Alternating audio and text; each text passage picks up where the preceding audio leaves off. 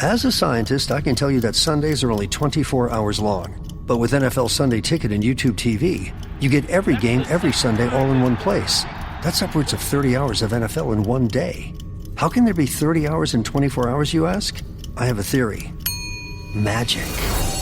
New users get NFL Sunday Ticket for 8 payments of $34.50 per month. Sign up at NFLSundayTicket.com. Local and national games on YouTube TV. NFL Sunday Ticket for out-of-market games excludes digital-only games and commercial use. Terms and embargoes apply. Availability varies. Does it ever feel like you're a marketing professional just speaking into the void? But with LinkedIn ads, you can know you're reaching the right decision makers, a network of 130 million of them, in fact. You can even target buyers by job title, industry, company, seniority, skills, and did I say job title? See how you can avoid the void and reach the right buyers with LinkedIn ads. Spend $250 on your first campaign and get a free $250 credit for the next one. Get started at linkedin.com/campaign. Terms and conditions apply.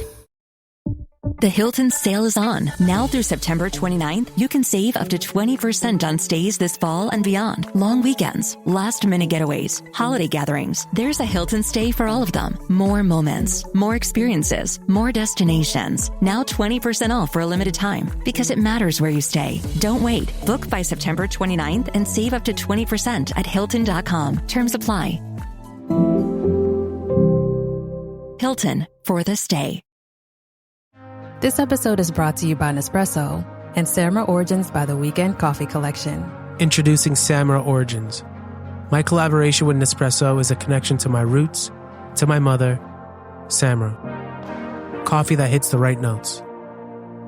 It transports you. Crafted with unique notes and bold, soaring flavors. Experience a taste that moves you. Nespresso and Samra Origins. Discover more at Nespresso.com.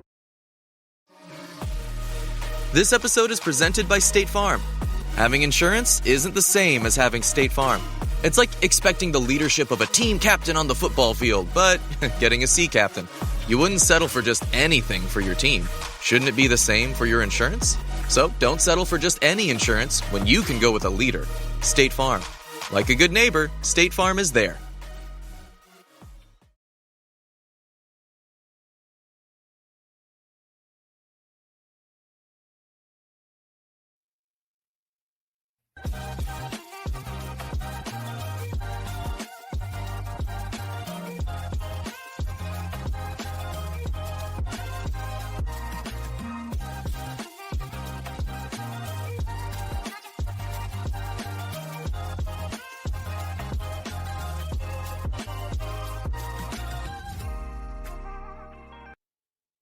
Hello, everybody, and welcome to another Victory Green Hour as the Philadelphia Eagles, in an annoyingly pathetic but awesome game, defeat the Los Angeles Rams 33-26 and come from behind fashion to improve to 3-0, dropping the Rams to 2-1. I'm your host, LJ Harrell, and as always, I am joined by my co-host, Connor Donald. Connor, I don't know what things were like wherever you were watching the game, but there were a bunch of words that came out of my mouth that I didn't want to come out of my mouth. I got a little superstitious, which I'll touch base upon a little bit later. But yeah, the Eagles were able to somehow, some way come away with that, with the victory over the Rams. Well, at the end of the game, the final about 3 minutes of the game, I ended up having to drive back from where we were. So I had it on the radio, and I don't know if you've ever listened to an Eagles game on the radio. Looks like Connor might be frozen. Way inferior. Yeah, so the Eagles defeated the Rams 33-26 in a wild fashion. Just unbelievable game from Jordan Davis as he was all over the defensive front for the Eagles and helping clinch the victory with the game-saving field goal block against the Rams and then returning it for a touchdown, something that he would not have been able to do last year. He would not have been able to do that last year. He admitted he probably wouldn't have been able to do that last year, but all the work on the Peloton, losing 35, 40 pounds, all his hard work this offseason has paid off. Before I jump any further into this, as always, follow us on Twitter at Kelly Greenhour. Follow Connor on Twitter when he comes back at Connor10. Follow me on Twitter at LJRaw54. And follow the Eagles Pinpool Network on Twitter, YouTube, Facebook, and wherever you get your podcast at Eagles Pimple Network. And if you're tuning in live, let us know your thoughts on the game. What were you doing? Did you watch the whole game? Did you turn it off? Did you change up something during the game? I did for certain. When Connor comes back, I will share what I did. I don't know about you guys, but it was such a frustrating first half. It was a tale of two halves. Obviously, it was the same old from the first 2 weeks of the season. In the first half, running in the stack boxes, Jalen really not letting it go.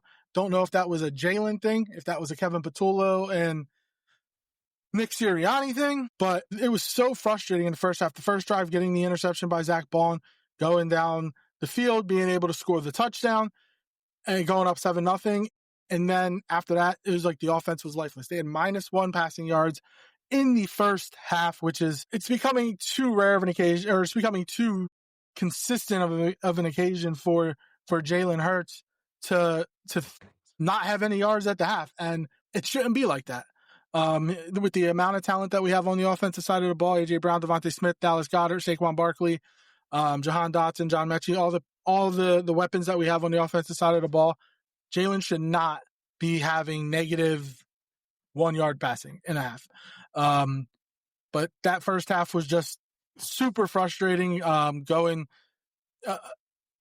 Everything that the Rams wanted to do after the Zach Bond interception, they were able to do. And the Eagles offense when Lane Johnson went out, I was like, we already know how things are when Lane Johnson's out. And then they put Matt Pryor in, which we all saw how that went. Oh, hey, Connor, welcome back. Thank you. And I was calling for anything else, and it took them long enough. I get it. Fred Johnson has primarily been working on the left side, but last year when he was here for a couple of years, he was the swing tackle, and I know he wasn't here during camp, but offense probably hasn't changed that much. And when it's easy to just tell an offensive lineman, block the person in front of you. That's all we need you to do. And when Fred Johnson went into the game, the offense started turning around. That was in the third quarter, after Matt Pryor gave up that big sack that looked like it was almost going to get Jalen Hurts killed by Jared Verse, where he fumbled it, the first turnover of the season for the Eagles, where Jalen fumbled it. The Rams got it. Play or two later, Kyron Williams touchdown reception from Matt Stafford, 26-7, and we're all thinking, let's just make this respectable. What were your thoughts on that first half, Connor, when the Eagles were down 19 at the half and they just couldn't do anything offensively? Yeah, sorry about that. My internet chose a wonderful time to die out, as it always does. I was so annoyed at the half.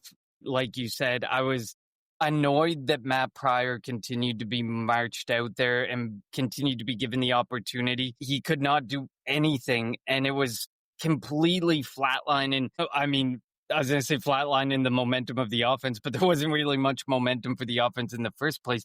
But it was totally taking whatever life there was in the offense and just completely killing it. And I'm glad that we saw Fred Johnson out there. Fred Johnson got an opportunity to show he can still be a very effective swing tackle. You brought him back for a reason, because the people that you wanted to take a look at potentially being a swing tackle in the preseason and in training camp just didn't work out for you.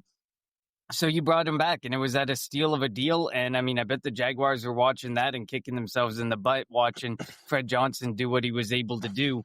There's always room, I find, on a roster for a swing tackle who is as effective as Fred Johnson is, because he came in and he saved the offense. I mean, I feel like, did they alter how the plays were being called in the second half?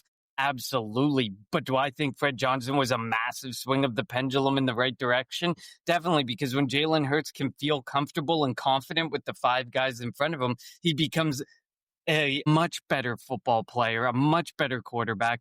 And we saw the difference in his confidence with Matt Pryor out there and with Fred Johnson out there. But the first half, I agree with you.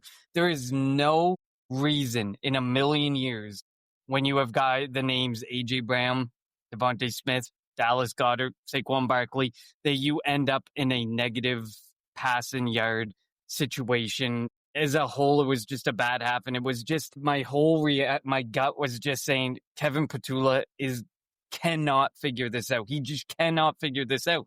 I was partially blaming Matt Pryor, but I was also partially blaming Petula and saying, are we really going to do this again and again and again? It just PTSD from 2023, and Brian Johnson was just going through my head at the time. Yeah, and it just seemed like Petula was in over his head, and he wasn't going to be able to figure out running the same thing because being very predictable with his formations, and the Rams just were like, oh, we'll stack the box because we know that doesn't matter. You're not going to change out of it. You're just going to run right into it. And there's no reason for Saquon Barkley for the season to be averaging 3.3 yards per carry or whatever it is. He's got to get better, but the offensive line also has to get better. The play calling also has to get better. And I think the passing game will help. And you could see that in the second half when the Eagles finally started throwing the ball all over the field. It forces the defense to kind of back out, and that opened up some lanes for Barkley. Now he didn't get a big one like he did 4 times against the Rams last year, but he still had a couple of runs that were able to make for short second, third down attempts. Also, I'm surprised that I could have swore that the first push-tush attempt there was going to be a tush-push attempt, that there was going to be a flag, and there was no flags on the Eagles on the tush-push, shockingly. And of course, people were like, "Well, look, they false started again. If you slow it down to the slowest possible." Well, the refs aren't watching this through the slow-mo camera. So, get over it. Learn how to block it, or learn how to stop it, and learn how to run it also, because it's not just the Eagles that are allowed to run the play. Everybody in the league can run the play. They also, Jalen also scored a touchdown on that third down. They shouldn't have even had to go for it on fourth down, just saying. So that's if you want to talk about refs missing stuff, there's one right there. And I know, oh wait, was that the Chiefs game? Oh, never mind. I'm getting all my tush pushes mixed up. So I had posed the question. I put it out if anybody was in the chat did this. Did you change something up going into the second half? I'm sort of superstitious in my end. I did do something, but I wanted to ask you first. Did you change something up, whether it be where you were sitting, what you were drinking, what you were eating? How, was there what you were wearing? Was there something you did, or did you just do the same? Everything was the same throughout the entire game, and the Eagles just did the comeback? For most of the first half, I was putting furniture, summer furniture away for some family. And then the second half started and I was sitting and I was actually paying attention to the game. So not a superstitious thing, but the irony that as soon as I sit down, the game starts to turn around. I mean, but what did you do for a superstitious thing? Well, so the first half in that first drive, I was sitting on the couch, had the dog there or whatever, and for some reason, I got up. I don't know if it was to just grab a drink or something to eat or use the bathroom or whatever, and I was standing behind the couch. The Eagles scored a touchdown. I was like, all right, we scored a touchdown. Awesome. We got the passing game going. And then I still stood up, and then we got a 3-and-out or whatever. We got the ball back, and then we scored again. So I was like, all right, well, I can't move now. So for the rest of the second half, I stood behind the couch, literally standing up the entire time. And I'm usually the channel changer person where on commercials, I'll change it to red zone or something. So I had to have somebody pass me I wasn't moving from the spot. So I had somebody pass me the remote control. I had somebody pass me my drink. I wasn't risking it. So I literally stood, and dog was sitting on the couch right in front of me. And every time I was screaming, she would look up at me like I was crazy, which is funny. And then, but yeah, I literally, and so now it's, I'm going to be able to sit on the couch to start games, but if things get bad, I have to stand in that same spot that I was standing in this past Sunday. And, I did something back in the Miracle at the Meadowlands when Deshaun took the punt return back when the Eagles were down 21 points in the fourth quarter with 8 minutes to go. I think in the third quarter, I changed jerseys. I forget what jersey I was wearing, but I changed jerseys. And my brother, who's a Cowboys fan because he's an idiot, he was like, that's not going to work. It's not going to matter. And the Eagles came back. So, I actually, I'm not the most superstitious person, but if it's going to help the Eagles win, I am going to do everything I can to get the outcome that we want. So if I have to be superstitious, if I have to wear a certain jersey, stand in a certain spot, drink a certain thing, I'm going to do it. I'm definitely going to do it. Yeah, and I mean, my daughter, who was born back in November, finally has 3 different Eagles outfits that fit her. And she has worn the same one all 3 weeks this year. So you can bet that every week until they lose, if they lose, she will be in that outfit. You can damn well guarantee. So, I mean, you can call that a superstition too, but you got to do what's working and what seems to be working. Even if superstitions are weird to people, I mean, wins are wins. We're not giving them back. And weird superstitions because of wins are weird superstitions we're not giving back until we need to either. So yeah, and there was all this talk about how the season, the schedule, going back kind of to the topic at hand. The schedule was hard, and I always said just stack wins. It doesn't matter how it's done. And the one thing I liked is after Jalen threw the touchdown pass to Dallas Goedert, the emotion that he showed, looking over at the sideline, pretty much saying, "This is what I do. Like, I got this." So what do you think happened at halftime? Or whatever. Do you think Petula kind of just simplified things? Do you think that obviously Sirianni's never going to admit that Kevin Petula didn't call plays? He's never going to admit that, even if it was true. But do you think that there was a change there in terms of they did go up tempo, so Jalen kind of just has control of it. When you go up tempo, you want to go quick. So you're really not going to sit there and listen to what the coach is saying. I want to get this play off. Let's go. Let's keep the defense guessing. Do you think that, Sirianni might have had more of a hand into it? Petula simplified things, or Jalen kind of just took more control of the offense? I want to say that Jalen said something. I don't know who it was to specifically, but it was either to Petula or to Sirianni. This is my thought, is that at halftime he went to one of the two of them and he said, we need to do something different. Something has to change, because we know, while he is not someone who necessarily talks a ton or shows a lot of emotion, I feel like the point you made there, the fact that there was emotion in that touchdown pass to Dallas Goedert and things were starting to get right and he showed emotion, to me spoke to he said something. There was something passionate in him that he took to either Sirianni or Petula, whoever ends up being the one. Like if he takes it to Sirianni and Sirianni goes to Petula and says, okay, we got to change something, or he goes directly to Petula and says, all right, this is enough. This is 2.5 games where we've literally been doing shit on offense. It's time to change. Let's do this. I don't know who he went to or who he said it to, but I definitely think it was Jalen Hurts. I don't know if it'll ever come out. I hope it comes out, because there's no way they went into that locker room at the half and absolutely nothing was said, and it looked like a completely different offense than what we had seen play the 10 quarters before that. Something was said. I think it was Jalen Hurts that said it, because Jalen Hurts was probably tired of this lethargic offense that wasn't capable of doing anything. And he would be the one, I think.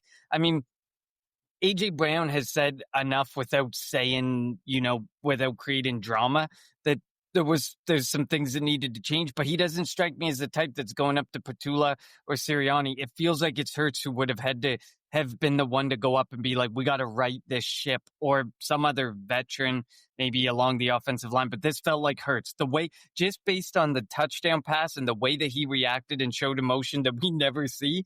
It spoke to me in that way. Yeah. I mean, obviously Jalen always saw, like, if you remember, I don't know if you saw the America's Game documentary for the Eagles. Jalen said that he went in at halftime of the Super Bowl. He went into the locker room and I kind of gave Sirianni a list of plays that he wanted to run, and the dagger was on that.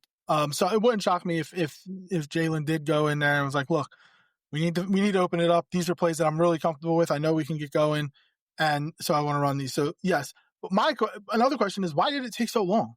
Why couldn't this be something we did against Dallas or do against the Chiefs, or do in the first half against the Rams? Why did it take to being down 19 points for them to be like, maybe we should throw the ball. Maybe we should utilize, a top 3 receiver in the NFL and one of the best players on our team. Why did it take so long? Part of me wonders if it's Jalen Hurts has had so many offensive coordinators in his time, as we know. I'm wondering if Jalen Hurts wanted to give Petula time to try and get his feet under him, and hopefully he was going to start to see some adjustments and some change without having to say anything to Petula, to let him build up his confidence as a play caller, and eventually it just became too much. Personally, after the first game of the season, it felt like too much to me. And then when we went a full second game in a very similar scenario, that was like, you have to be talking to him at the end of that game and saying, we got to change something up. Here's the plays that I'm confident in. We got to just flip the page away from the first page of plays that you love to call, move it to the rest of this playbook, and let's figure it out. That's just what I think. Jalen Hurts strikes me as the type who respects the play callers he has. He's been through enough of them that he knows there's going to be some bumps in the road, and he's kind of, he's fairly soft-spoken for the most part from what we can see and how he handles himself. So that's the only thing that really strikes me as being the reason why he might not have said something and why he let things go on as long as he did. And then when he heard the boos raining down from the stands, he's like, listen, like we won they're like 16-1 in the last 17 games that he's started and finished. He's like, I don't want to start 19. Like, I don't want to start losing ground. We got to keep winning games. We got to keep the fans in it. I feel like maybe he felt the emotions of the fans, and that's what pushed him and compelled him to say something and do something at halftime, which he wasn't compelled necessarily to do over the first couple of weeks. I don't know. I still think that I don't know. Really don't know if Petula was calling plays. I don't know. I'm still of the belief that he wasn't. He was still involved in the play calling, but it wasn't his decision, if that makes any sense. Like, that's where I am. But I'm hoping that they learn something about the quarterback, about the offense, about the team. That, like, look, something that Jalen and AJ both said after the game was like, we got to stop playing scared, pretty much. Like, we can't go out there and be like, look, we're gonna lose if we turn the ball over. We know that the Eagles are, one of the best teams at not turning the ball over, and that's why they just win so much. But sometimes you have to take chances. And when you have receivers of the talent that you have in A.J. Brown and Devontae Smith, utilize that. Don't, you're wasting talent. And you saw when A.J. Brown got the ball in his hands, how dominant he was. Catching the ball with his hands, running through Williams, running through Forbes. Like, he was not going to go down, like, with just one person. It was going to take a gang tackle, a gang of Rams to bring him down. That's pretty much what it was, using his size, speed, strength. Like, you utilize that going forward. Don't wait until you're in a dire situation, like you're down 3 scores, to be like, maybe we should try this and see what happens. No, do it from the beginning, and maybe we can be like 2022, when we would get out the big scores in the first half, and then you just chill, like, pretty much put backups in, run the ball, whatever. That's what the Eagles were great at in 2022. Let's start getting these big scores and big leads, so that you're not giving heart attacks to your fans. Because I think I had like 3 heart attacks on Sunday. Yeah, I agree. So something that stood out to me was week 1, AJ Brown definitely did not look right. You could tell by the way he was running routes. But week 3, like, he is definitely 100% now, or extremely close bordering on 100%. The way he played on Sunday looked like the dominant AJ Brown that we know, that we love, the one who we traded for a reason. We've given 2 contracts for a reason, and he looked so good, and it was so good to see. It was such a breath of fresh air to see AJ Brown do that. And I agree with you. We're not people who need to be left to have heart attacks. And I don't think that anybody on the Philadelphia Eagles sideline wants to be going through that either, when they know that they can be so much better than that they don't want to be the team playing from behind. They want to be the team that's up 19 and put in their faith in the defense to stop them and the offense being able to just run the clock down. You made some really good points there. And especially to me, you have to have faith in your quarterback to make the right decision. And that's one thing that a lot of other national media seems to be starting to recognize and starting to talk about, is Jalen Hurts makes smart decisions. I remember a couple years ago when we were hosting some shows over the season. I think it was the Brian Johnson season, the huge collapse season, and we were talking about how Jalen Hurts doesn't know how to throw the ball away. He just tries to continue to extend. Sometimes he just makes a wrong decision on who to throw to in a tight window. But now you see that he doesn't make those. Sometimes he does the tight window throw, but that's because he's got a lot of faith in Devontae Smith and A.J. Brown to make those plays. But you see him go to his check down option a little bit more. You don't see him forcing plays. And that does not come from the offensive coordinator dictating what's happening.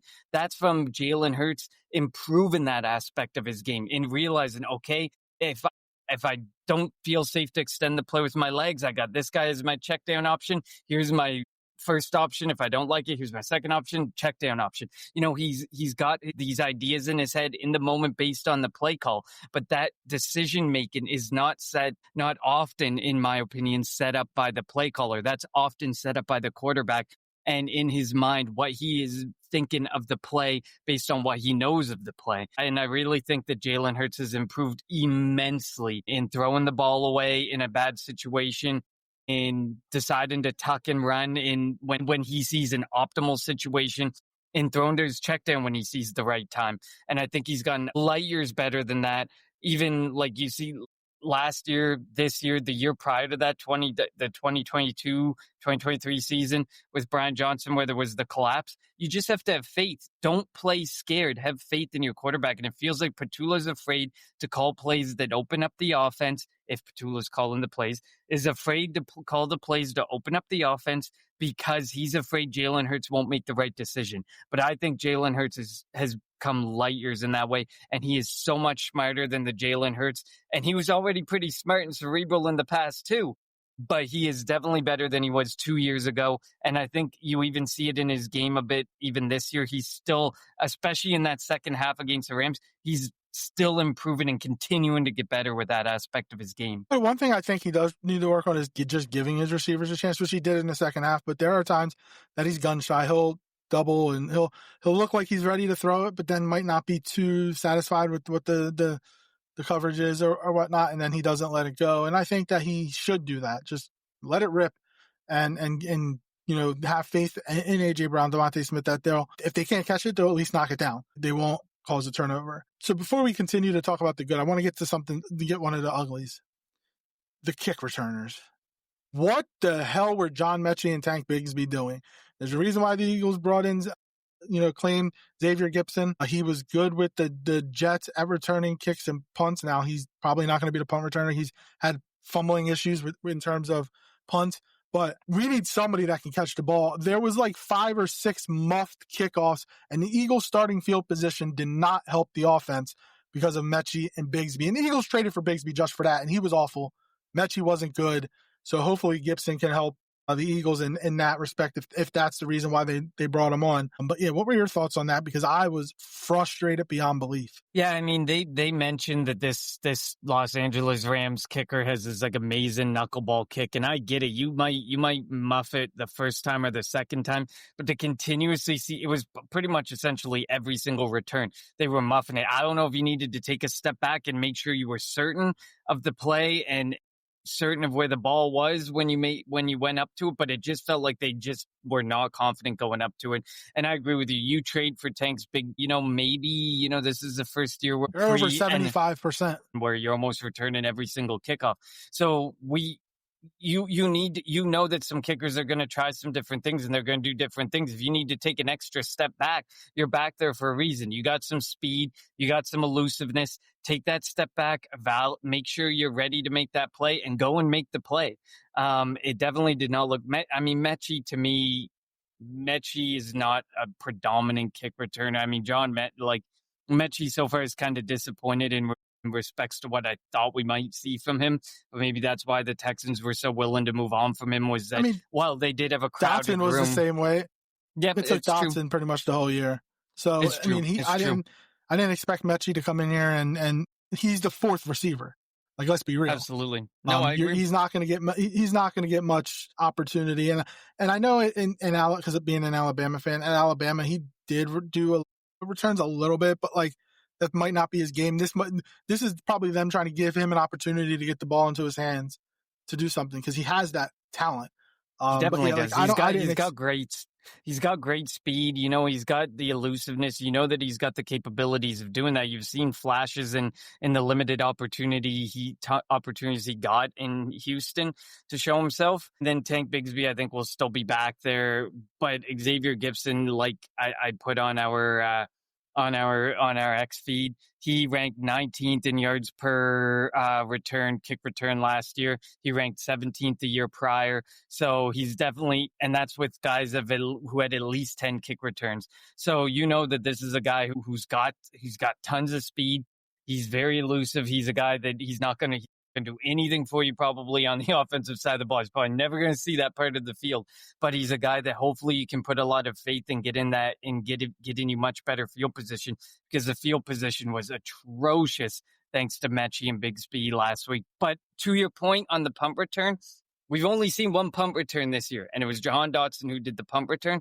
But Gibson, like you said, over the past 2 seasons, on punt returns, he's had 5 muffed punts. So I don't see him as that. I see him as almost strictly a kick returner. I also think the Mechie trade could have been more of a future thing because Dotson's a free agent after this year. And I think Mechie's a restricted free agent, but still, like, it's easier to bring back a restricted guy. So I think that the move for Mechie wasn't for this year. It was more for potentially next year. But yeah, so we'll see what happens. But yeah, hopefully Gibson is able to help in the kickoff return game. You know, being able to field the kickoff cleanly will be an upgrade. And, you know, like you said, not every kicker like the Rams kicker has that knuckleball, screwball type of kick. You know, they would have been better off letting it bounce in the landing zone and going into the end zone and just getting the ball at the 20 because they started at like the 10 or 15 yard line way too many times. Yeah, that was definitely one of the most frustrating parts of the game. I was excruciating to watch him when I saw them claim Gibson. I'm like, I mean, eventually you have to hopefully find that answer in the kick return department, but at least we didn't trade this time because the 2 that we have back there we traded for, and Mechie, like you said, they're probably just finding a way to put the ball in his hand, but Tank Bigsby's exclusively there for that purpose, essentially. So hopefully, you know, Bigsby, whoever they put back there, which I'm kind of under the assumption it's going to be Gibson and Bigsby because they're the most experienced kick returners.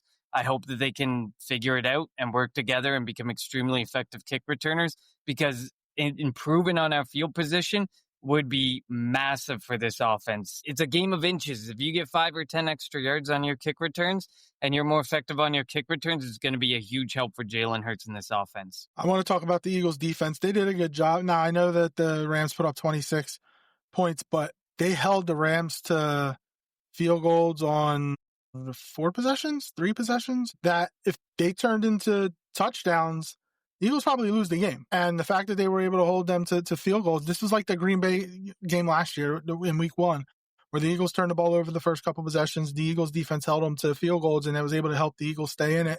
So the offense got rolling. Again, they gave up more rushing yards than we would have liked. They gave up 26 points. And one was on, you know, they got the ball at the 10, 15 yard line. So that was more on the offense than it was on the defense. They deserve a lot of credit for, you know, the whole bend, but we hate the bend, but don't break. But that's what they did for the most part, you know, only giving up field goals. And then 2 blocked field goals. It's very rare you see blocked. I mean, it is rare you see blocked field goals. We saw so many in the NFL on Sunday, and 2 in the fourth quarter for the Eagles, 1 by Jalen Carter, 1 by Jordan Davis. The 1 by Davis was to win it. Was just, when we got the first one, that was awesome. And then I just didn't think that it was going to be possible to get the second one. Like, we already got 1. What are the chances that we get 2 and this to win the game? And we did. It was just awesome to watch them. And Jordan Davis, I mean, this guy deserves a ton of credit. He worked his butt off all offseason. Peloton, lose all the weight. He chased Matt Stafford down on a 3rd down, which forced a punt. He got the block. I think he had a half a sack, maybe. I might be wrong. But he had a couple of tackles for loss, especially on a 4th down play for the Rams. But, you know, Jordan Davis has been the Eagles' best defensive lineman through the first 3 games of the year. And that's better than Jalen Carter, better than Nolan Smith, better. He has been the best defensive lineman for the Eagles, and he deserves a ton of credit for the work he put in this offseason. Yeah, well, I mean, I would argue he's been the best defensive player for the Eagles so far all season. I mean, you could probably make the case for maybe Zach Bond or Kenyon Mitchell. I'm sure there's other cases that can be made, but I'm sure that you're going to have a pretty fairly split vote if you took it to polls and asked who's been the best defensive player, especially because you generally feel it based on impact. Bonds had an interception.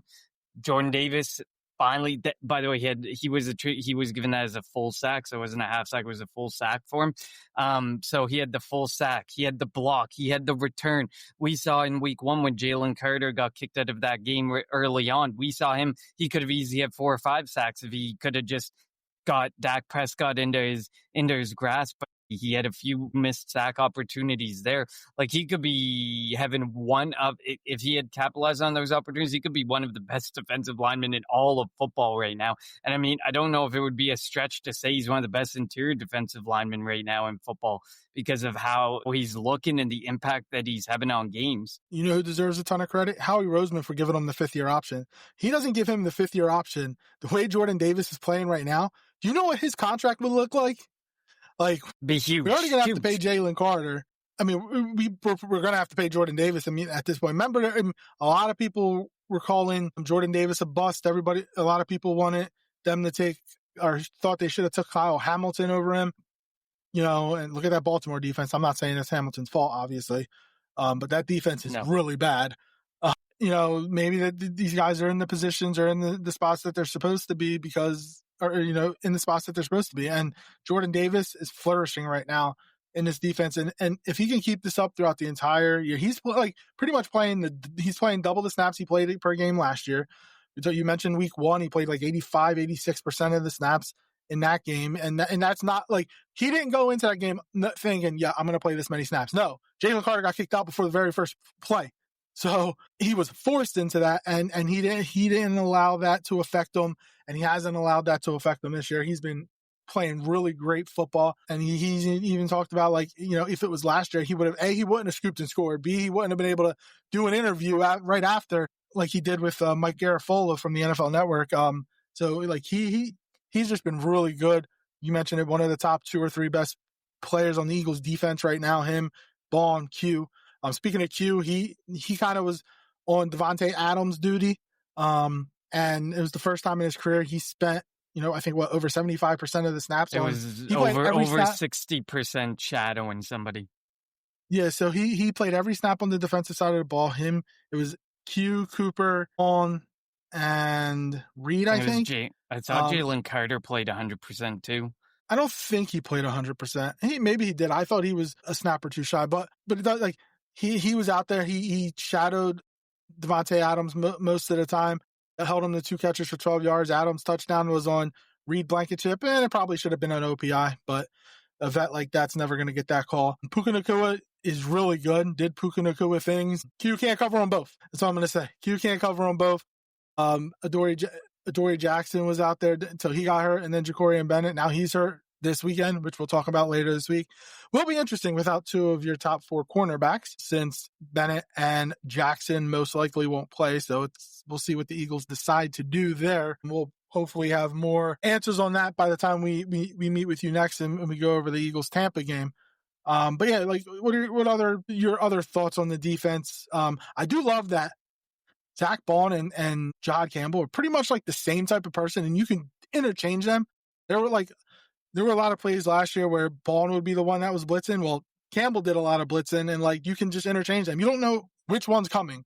And I love that pair, and they're going to be really good together. And as much as I like Nakobe Dean, it's going to be tough to get him back on the field unless obviously injuries could change that. But with a healthy Zach Bond and a healthy Jahad Campbell, man, the Eagles might have the best linebacker tandem in the NFL. Yeah, I agree with you on that one. Jahad Campbell is definitely, he's played I think he played 91% snaps this past game. I think the game before was nearly 100%. He's almost played every defensive snap. And for a rookie who came in with some major red flags about the injuries, and that's the reason that he dropped. He's definitely put in those concerns to rest. That doesn't mean that, he's totally exempt from, some injuries happening in the future, but at least the main issues that caused him to drop seem to be silenced for the time being, especially the fact that he's capable of playing over 90% of snaps in all 3 of the games.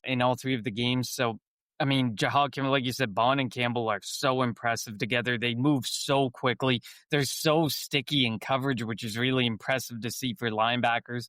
I know PFF grades indicated that, like John Mechie. No.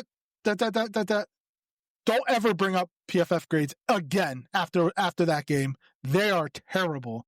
I know you like to bring them up. I always said I hated them. And the fact that Mechie and Pryor were 1 and 3 highest graded Eagles players, whoever did that, they deserve to be fired. But continue. I'm sorry. I didn't mean to interrupt. Your season, your shot. The NFL season is rolling, and every touchdown can bring you closer to a payout with DraftKings Sportsbook, an official sports betting partner of the NFL. From first touchdown score to anytime touchdown props or the thrill of live in-game betting, every snap is loaded with opportunity. And this one is specifically for new customers who can bet just $5 and get $200 in bonus bets instantly. plus over $200 off of NFL Sunday Ticket from YouTube and YouTube TV. Download the DraftKings Sportsbook app and use code PINPULL. That's code PINPULL to get $200 in bonus bets instantly when you place your first $5 bet, plus over $200 off of NFL Sunday Ticket from YouTube and YouTube TV. In partnership with DraftKings, the crown is yours.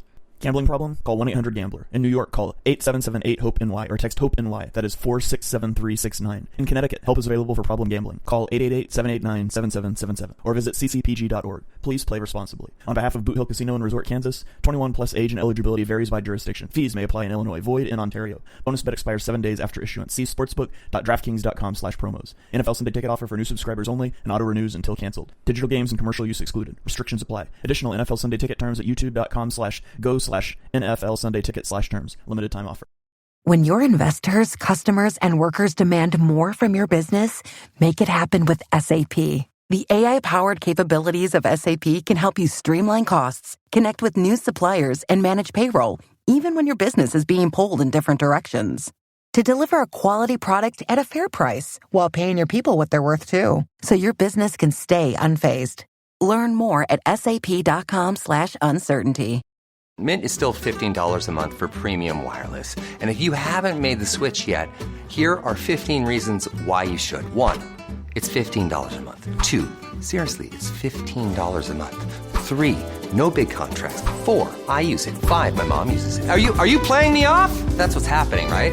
Okay, give it a try at mintmobile.com/switch. Upfront payment of $45 for 3-month plan, $15 per month equivalent required. New customer offer first 3 months only. Then full price plan options available. Taxes and fees extra. See mintmobile.com. This episode is sponsored by Friskies, who would like to tell your cats hi. Now, if that didn't get your cat's attention, there is one thing that always does the trick. Just pour some Friskies crunchy food in the bowl and you'll hear those paws come running. Works every time. With so many Friskies choices, you can always bring your cats running from their secret napping spots. There's always more to explore. See for yourself at friskies.com or visit your local store. If you thought goldenly breaded McDonald's chicken couldn't get more golden, think Golder, because new sweet and smoky special edition gold sauce is here. Made for your chicken favorites at participating McDonald's for a limited time. Yeah, no, I get it. I know you don't like them, but I know that it says that Jahad Campbell is a top 3. We'll take the ones where they say good things. Jahad Campbell is ranked number 3 among linebackers for coverage, but you can tell he had a pass breakup in, I don't know if it was last week or week 1, that was really nice. They're not really throwing to the linebackers. I remember in past years where linebackers were just picked on constantly because our linebackers could not cover anything. And now it's becoming harder because it's hard to play the middle of the field and throw the ball in the middle of the field when you know Jahad Campbell or Zach Bond interchangeably are going to be there. And Zach Bond's got an interception. Jahad Campbell's got a nice pass breakup. You know that those guys can play the middle of the field and keep up with most tight ends. So that was impressive. The fact that Q is like unlocking a new element to his game of shadow. I think that he always could shadow. It's just Vic Fangio never felt a need necessarily to make him the shadow guy over 60% of the time or heading towards. I think he was on Devontae Adams 73% of snaps, but like he never saw the need to put him that closely to any wide receiver because he could play all over the field and cover any type of wide receiver. But now he kind of knows that he can lean into him when he needs him in a situation where he thinks somebody should be shadowed. And we know that we're going to come across some teams going through the rest of the season where there's definitely players who probably should be shadowed. I know that we think in week 1, CD Lamb should have been shadowed more than he was, but he wasn't. But he did shadow George Pickens, and George Pickens wasn't really able to do much of anything.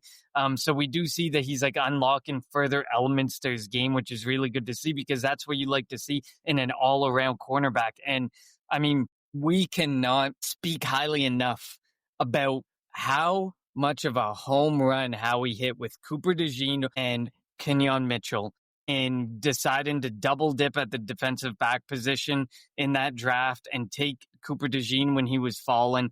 And to have them both be out on the field and be two of your best defensive players and playing 100% of snaps week in and week out is such a crazy concept to me. Like the defense that he has built through the draft is so impressive.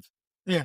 I was going to say, and we can go back a couple years back, Davis, Carter, Smith, Mitchell, DeJean, Makuba, and Campbell. That's 7 guys right now that are pretty much starters on your defense that were just drafted within the last 4 years.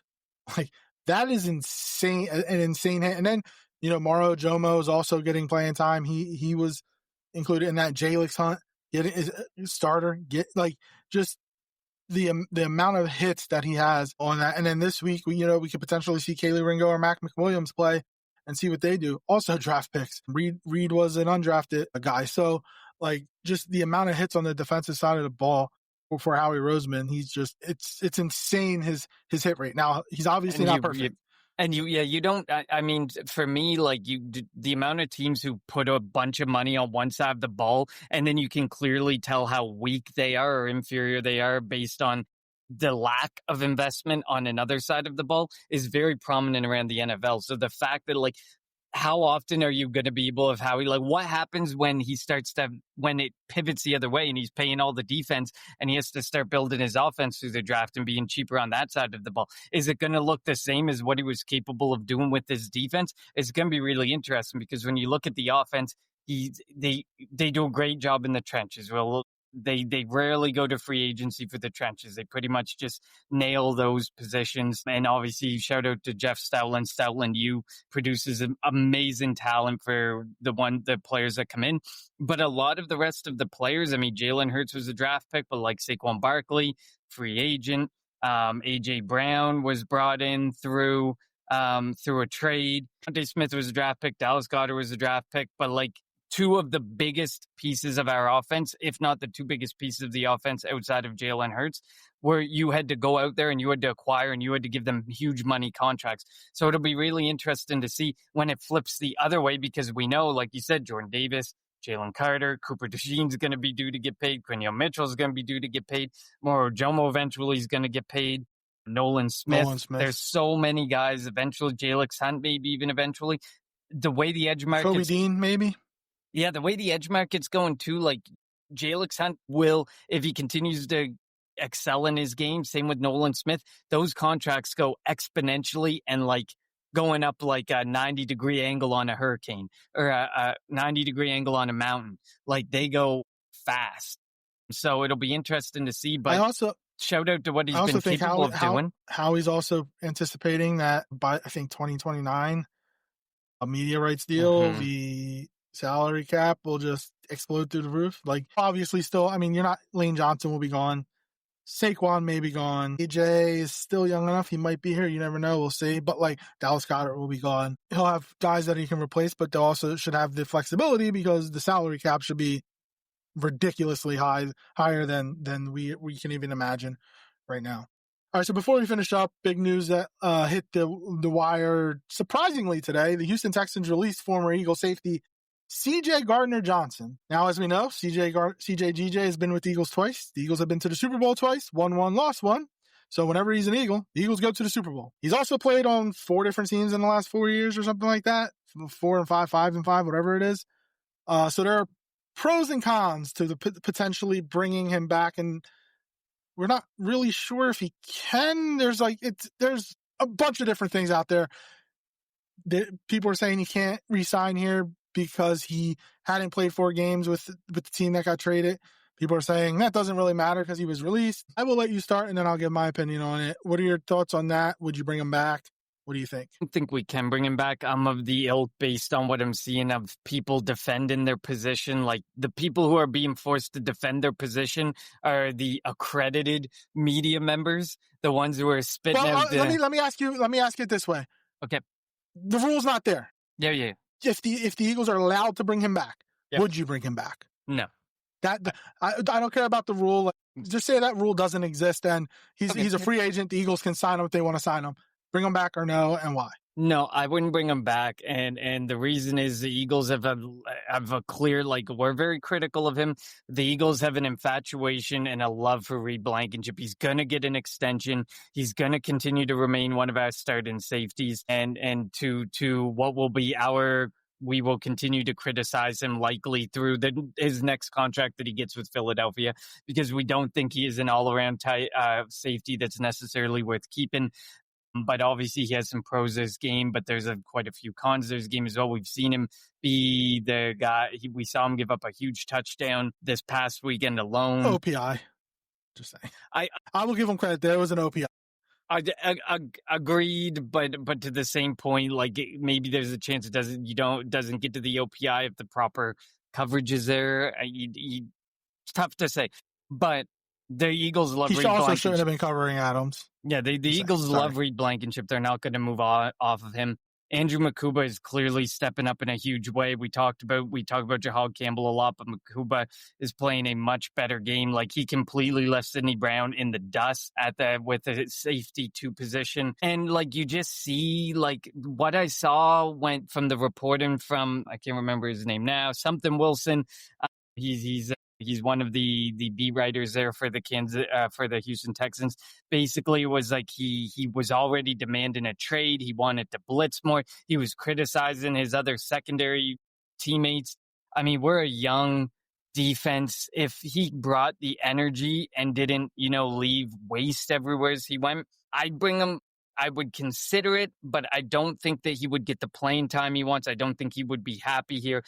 We were already considering moving on from him prior to the trade. I think that if the trade didn't transpire with the Texans, we probably were going to let him go.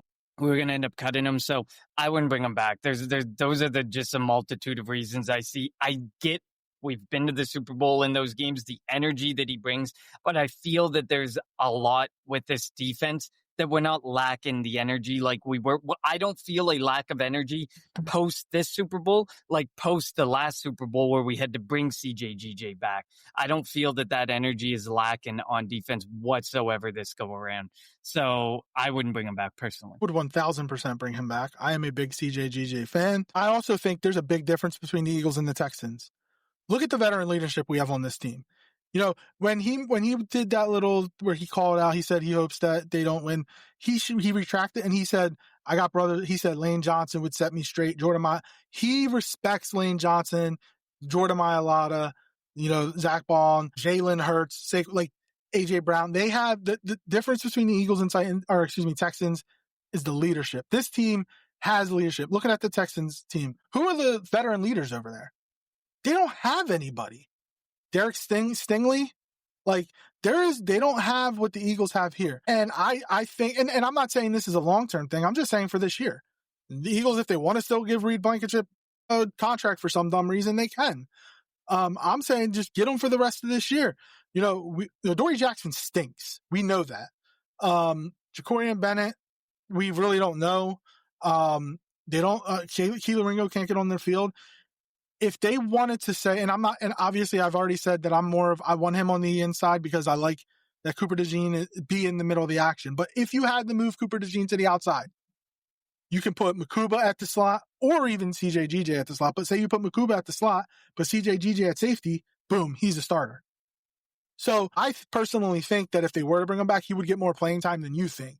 It'd be Q, DeJean, Reed, CJGJ, and Makuba as your secondary.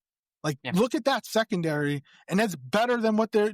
And the secondary is playing pretty good now, but Dory Jackson's not better than any of the 5 guys I just named. Oh gosh, no. Corian Bennett, not better than any of the 5 guys I just named.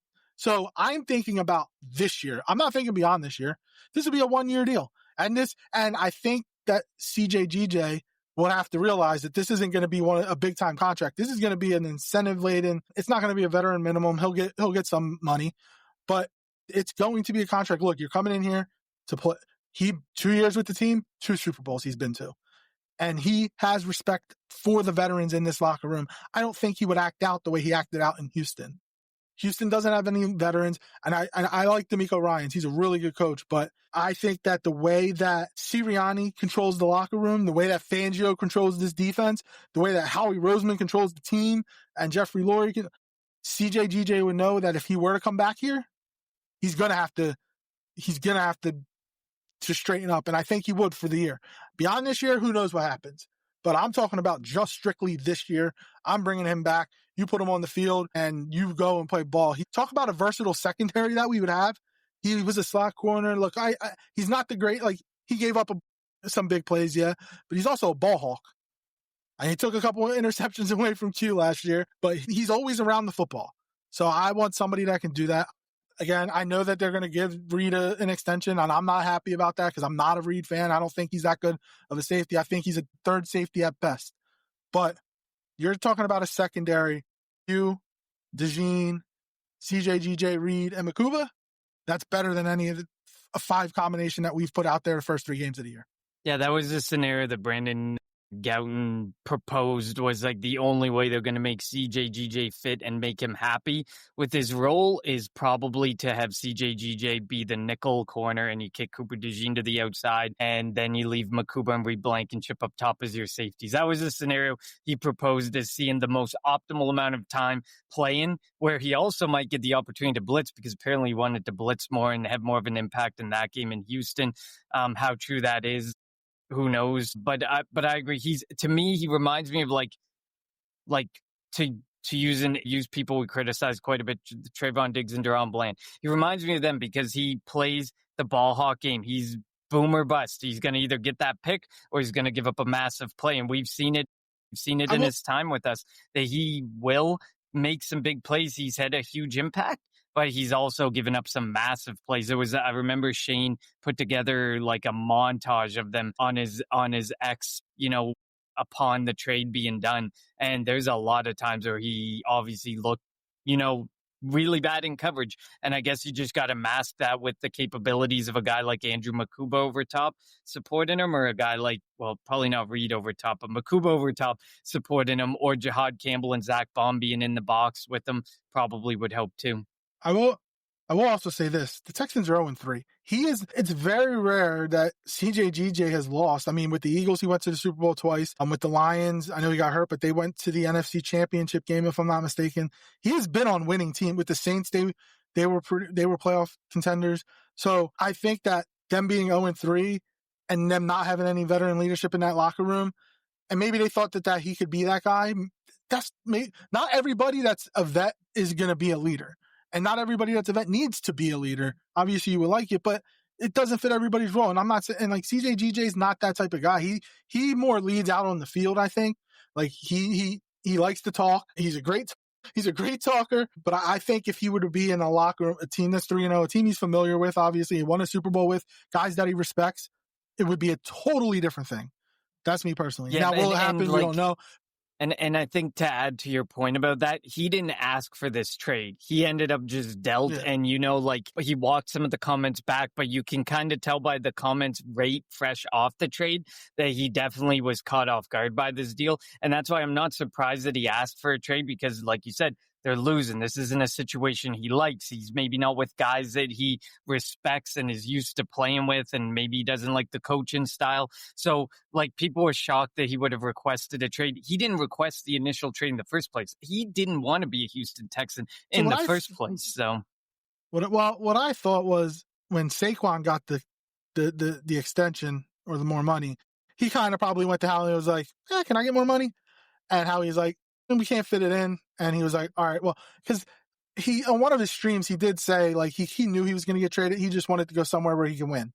And he was fine with Houston because obviously Houston won the division last year, been to the playoffs, went to the divisional round, and they thought that he could do that again this year. They're 0-3 now, and he kind of was like, sees what he get. He's got to be smart if he really wants to be a winner, look at the options that you're going to have. Who knows? I mean, San Francisco might potentially be somebody that he could go to. I don't know if they would want him, but and again, we don't know if the Eagles really can do it. The rules are weird with him being traded. So we'll see what happens, see if the Eagles even have any interest in him. But I would do it in a heartbeat. I'm a big CJGJ fan. I would love him on the team. I love his attitude. I love his swagger. We lost I'm not saying we lost swagger because we didn't, but like Darius Slay left, he left. I like just to have somebody that nobody's going to roll up. I mean, nobody's rolling up on this team now, but like he wouldn't allow it. That's ridiculous. You saw what he did with, was it Michael Tom? No, not Michael Tom. I forget, whoever he ripped the chain off somebody back when he was with New Orleans. Like, he's got that in him. He got that dog in him. We know what Sirianni likes, or the Eagles motto from years back, hungry dogs run faster. He has that dog in him. So if they're able to and they want to. I often wonder, like from the week one situation with Jalen Carter, whenever you saw Jalen Carter, you saw Chauncey Gardner-Johnson close by. Would Chauncey Gardner-Johnson have allowed Jalen Carter to do something like that? Like, he feels like the guy that would step in and do that, because we saw them together in so many of those situations. The roles might have been reversed. Gardner-Johnson might have been in Dak's face. But yeah, like, I don't know. We'll see what happens over the next week. We don't know with the rules and everything if it's even possible. But if it is possible, and I'm Howie, I'm making a call to him and be like, look, 1-year deal. We'll give you a little something incentive-laden deal. Come, let's win another championship. And we'll figure it out from there. Because I think that he would get on the field. He is talent. He's a talented guy. Not always in the correct spot, but he's a ball hawk. He'll make plays, and you can never have enough of them. And you never know with injury. He's better than Sidney Brown. Injury situations could arise, and who knows? You want to have somebody that knows the defense and that has won here before, and he would be that guy for me. Yeah, I mean, like you said, we don't know the rules, and I'm sure that it's going to start to come to the surface of what the rules are and what it genuinely is.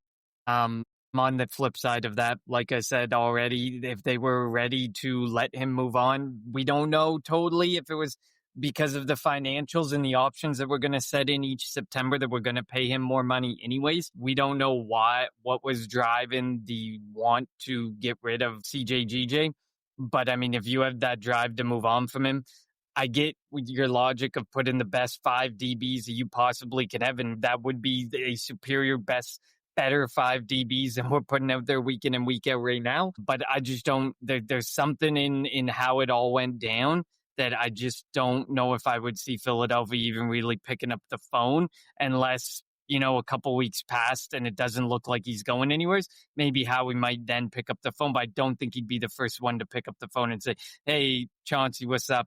You ready to come back to Philly and work out a deal? I just don't see that. And they can cut Adoree Jackson and let him get his number 8 back. All right, Eagles are 3-0 after their stunning come from behind victory over the Los Angeles Rams 33-26 on a Jordan Davis block field goal that he returned for a touchdown, going 61 yards. If you remember, they had the 61-yard field goal by Jake Elliott in 2017 when they won the Super Bowl.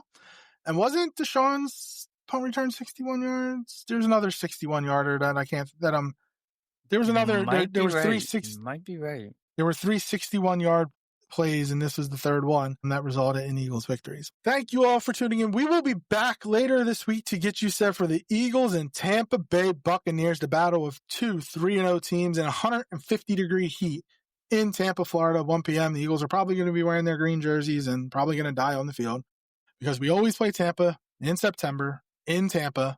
We always wear green. They wear white because they have the option to wear white. And why would they go in dark jerseys when it's going to be 1,000 degrees outside? As always, follow us on Twitter at Kelly Green Hour. Follow Connor on Twitter at Connor10. Follow me on Twitter at LJRaw54. And follow the Eagles Pinpool Network on Twitter, YouTube, and Facebook. And wherever you get your podcast at Eagles Pinpool Network, be sure to subscribe, like, rate, and listen to all the shows, whether it be on YouTube live or on podcast form. We'll be back later this week to get you set for the Eagles and Tampa Bay Buccaneers. For Connor, I'm LJ. Thank you for tuning in to the Kelly Green Hour.